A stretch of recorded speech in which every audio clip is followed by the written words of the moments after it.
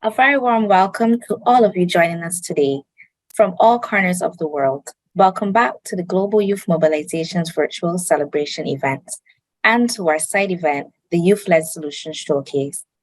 Follow us and share your comments to our Twitter, Facebook, or Instagram using the handle at GY Mobilization and using hashtag Unstoppable Together or hashtag Youth Mobilize. My name is Sasha Reed Thomas, and I am your host for today's side event. Hailing from Barbados, I am pursuing my degree in veterinary medicine from the University of the West Indies at the St. Augustine campus in Trinidad and Tobago. And I have had the pleasure of serving as a youth panelist for the GYM. As such, I am honored to be moderating this event today. I do sincerely hope you enjoyed the main virtual event and left it feeling as we all did. With strengthened belief that young people are indeed unstoppable together. During the main event, you have heard from projects delivering youth-led solutions across 4 thematic areas.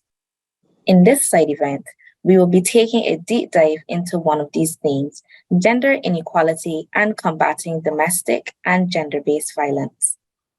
We will hear from 3 innovative and inspiring projects from across the GYM's 3 core programs, the national projects, local solutions, and the accelerator program. We have with us today Rise Against Child Elderly Marriage, a local solutions project, mental peace project, an accelerator program project, and empowering the young people to break menstrual taboos amid the COVID-19 crisis, a national project under the YWCA. We are also incredibly lucky and honored to have with us today a leading expert on gender equality and gender-based violence with us, who will also share valuable reflections with the programs and take questions from young people leading them. It gives me great pleasure to introduce Amber Raz, a global advocacy lead at the WAGS and co-lead for the Stop the Violence campaign. She has worked with the national and international women's rights movements for over 18 years, with a focus on sexual violence, domestic violence, discrimination in law and practice, access to justice for adolescent girls, and sex trafficking. Amber, thank you for joining us today. And without any further ado, let us begin the event. I bring to you our first project showcase, Rise Against Child Elderly Marriage. Angrilla, I would like to invite you to introduce yourself, lead us in your project showcase, and then pose the question you have for Amber. Thank you for giving me this opportunity to introduce myself and to talk about my project. My name is Dungwila Pascal Mbimini. I'm the founder and CEO of Integrated Agricultural Association, located in the northwest region of the Republic of Cameroon. My project is about child and early marriage. It aims to educate young people on the dangers of child and early marriage while creating awareness about gender-based violence. Thank you.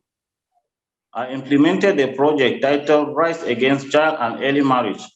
The project was implemented in Bamenda, northwest region of Cameroon. Since the COVID-19 pandemic outbreak in 2019, young people lost jobs and education in my community, which exposed them to gender-based violence, such as child and early marriage. As a result of poverty, ignorance, and idleness, young people engage themselves in premature sex and drug addict, and finally became child brides because of the COVID-19 pandemic. Through this project, I empowered boys and girls with skills and knowledge required to develop their health and well-being as they grew into sexually healthy adults. My project aimed at sensitizing and educating young people on the dangers of child and early marriage and creating awareness about gender-based violence and the impact of COVID-19 and how to prevent the spread of the virus. Through collaboration with community leaders and local partners, I carried out sensitization and training workshops with young people with young people on gender-based violence, comprehensive sexuality education, and sexual and reproductive health and rights. I am proud of this project because I've been able to reach directly more than 250 young people and approximately 1,700 young people. And I've also been partnership with Global Giving, where I am able to raise funding to do this project. I advise young people to break the silence and speak out against any injustice that might affect their health and well-being. Young people also have the courage to address global issues because they are the most affected generation by these issues and should be engaged and supported to address these issues. Pascal Biminute. Thank you. Violence against women and girls is a major obstacle to ending inequality and discrimination globally. What can be done and by who to effectively end violence against women and girls globally? Thank you so much for your question. And firstly, to say congratulations on your amazing project. It's a hugely important issue that you have been addressing within your local community and supporting young people, especially talking about what can be considered quite controversial issues. In terms of your question, thank you for your question. And as you pointed out, violence against women and girls is a global issue. Sad fact is there isn't a single woman or girl around the world who won't experience some form of violence or discrimination because she is a woman or a girl. How do we address this? Well, it needs a multi-pronged approach, and it needs many people to come together to address it. It needs a strategic approach, which is not just about individuals, but about a global way of addressing violence against women and girls and recognizing that violence against women and girls is unacceptable. We need governments to take action. We have international mechanisms and human rights instruments, everything from the SDGs to other international human rights instruments such as the Istanbul Convention, which specifically deals with violence against women and girls. We have the Maputo Protocol, which is one of the strongest forms of international legislation pieces that we have to address violence against women and girls in the African context. There's so much there that we know our governments have signed up to. They need to put all of those practices in place, and they need to ensure that they abide by what is written within those documents and what they have signed up to do. We also need boys and men to actively support women and girls and to address violence. Violence against women and girls does not happen in a vacuum. We have systems, societies, and cultures in place that support this form of violence to occur. Men and boys are the ones who need to take responsibility in order to address it and stop it. For women and girls, we need to create spaces where they can talk openly, speak out about their experiences. We also need to be able to have spaces where survivors can come forward and where there is justice and where there is a space for them to take leadership and address what is happening to them. Thank you, Amber, for your insights. I completely resonate with the fact that this needs to be a group. Everyone needs to pitch in and help solve the problem. Thank you for that. Next up, we have the Mental Peace Project. Brian, please introduce yourself, showcase your project achievements, and then pose your question to Amber. My name is Brian Malika. I'm 28 years of age, currently living in rural parts of Western Kenya. We did a project called Mental Peace Project. During COVID-19 period, women and girls were unusually exposed to longer periods of gender-based violence like rape, physical beating, among others. This resulted in unimaginable trauma, depression, anxiety, among others. So for the last 4 months, our project was committed to undo these injustices. We have been working extremely hard to facilitate 2,500 vulnerable women, girls, and gender minorities to access pro bono training, mental health healing, and to file court cases against non-perpetrators.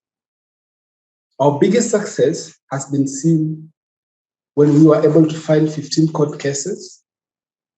We have been able to make 4 arrests and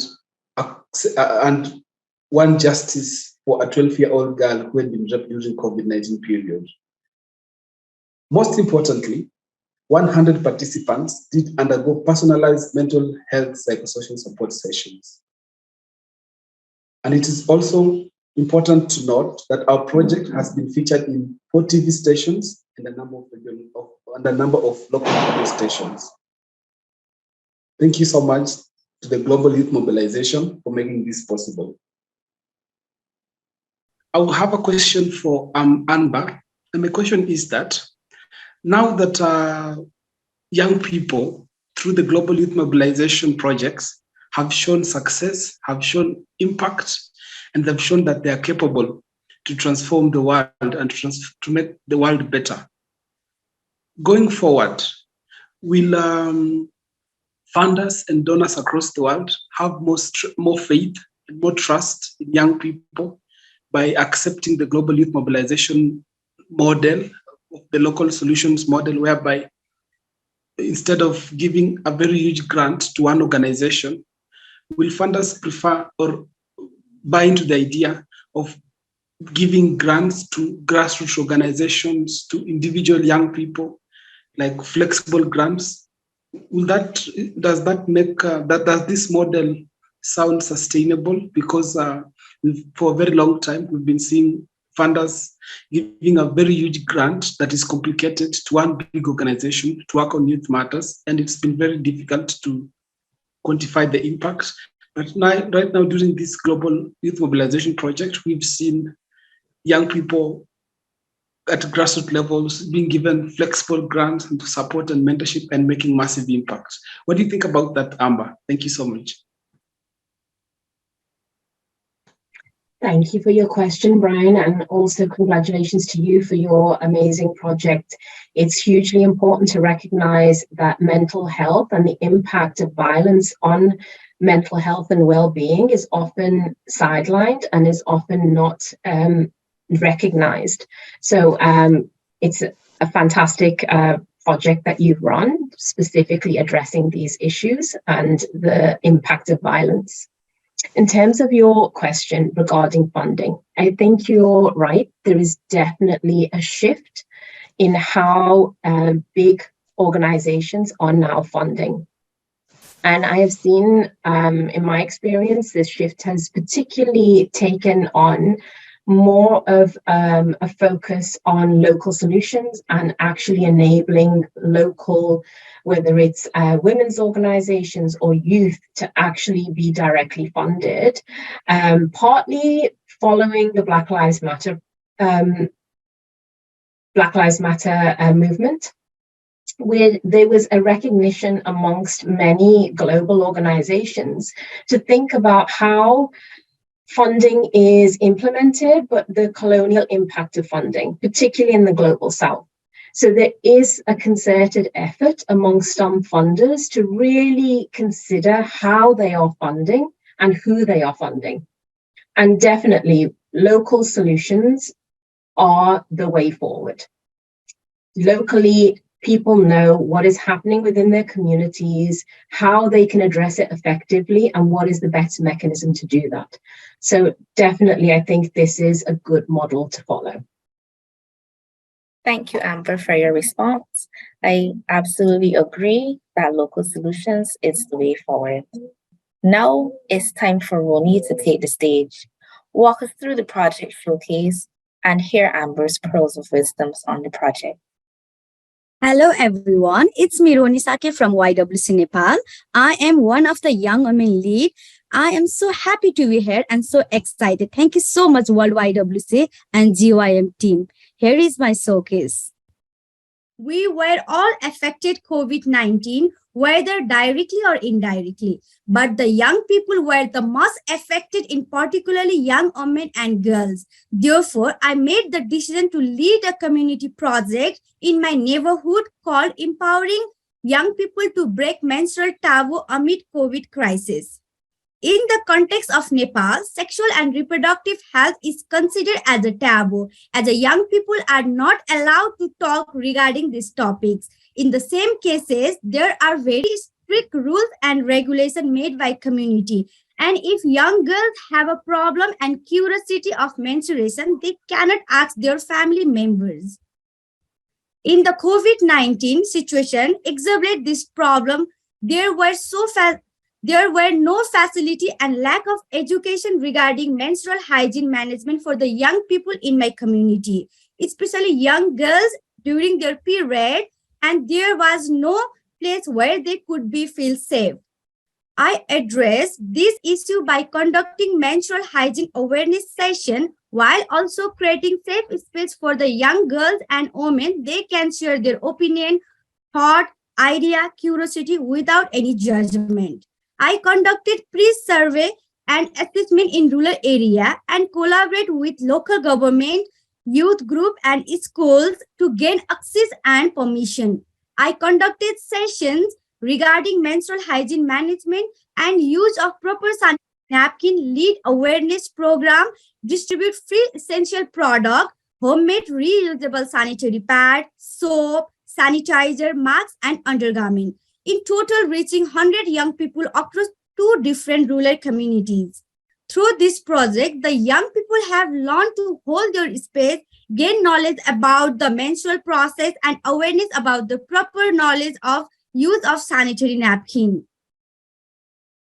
Through this project, my main achievement was before I was known by my father's name. Now everyone knows me, my name in my community. I have been selected as a youth representative of local government and where I can continue this kind of program in my community. I just want to share one thing with young people, especially young women and girls. Just create space, hold space, and take your space. Thank you. I would like to ask questions, and my question is topics surrounding reproductive and sexual health and right, such as birth control, consent, menstruation, and pregnancy can be followed with a set of judgment eyes and stand stigma. Beyond community dialogue, how do we bring about concrete change in the narrative around those taboo subjects?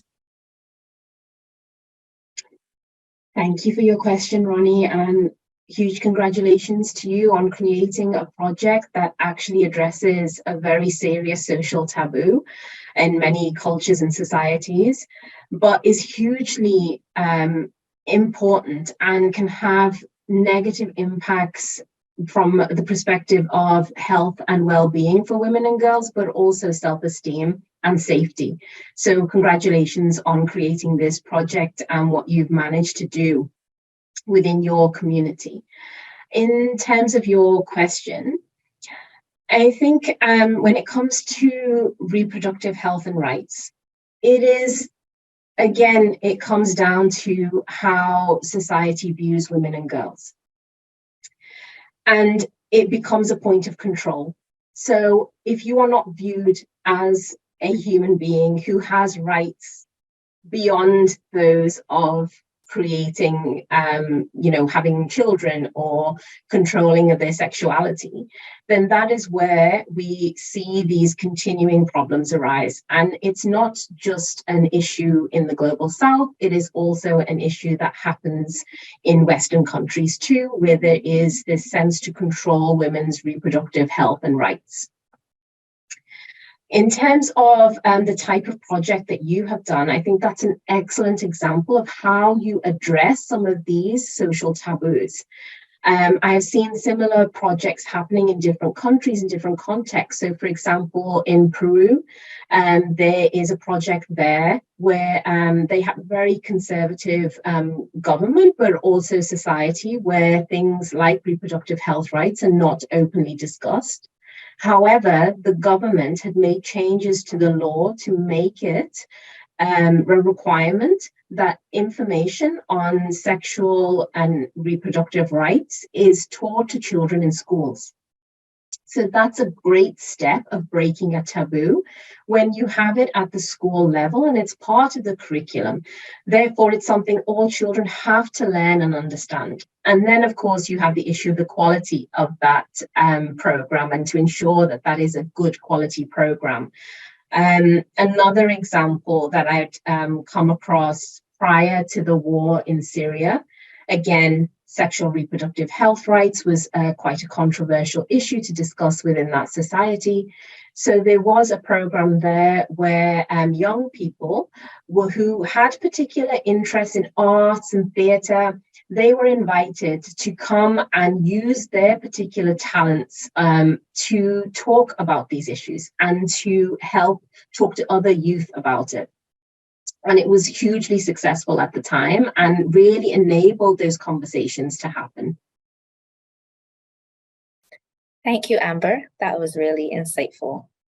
So today, we saw before us an incredible showcase of some of the most innovative and impactful projects supported by the GYM from all around the world.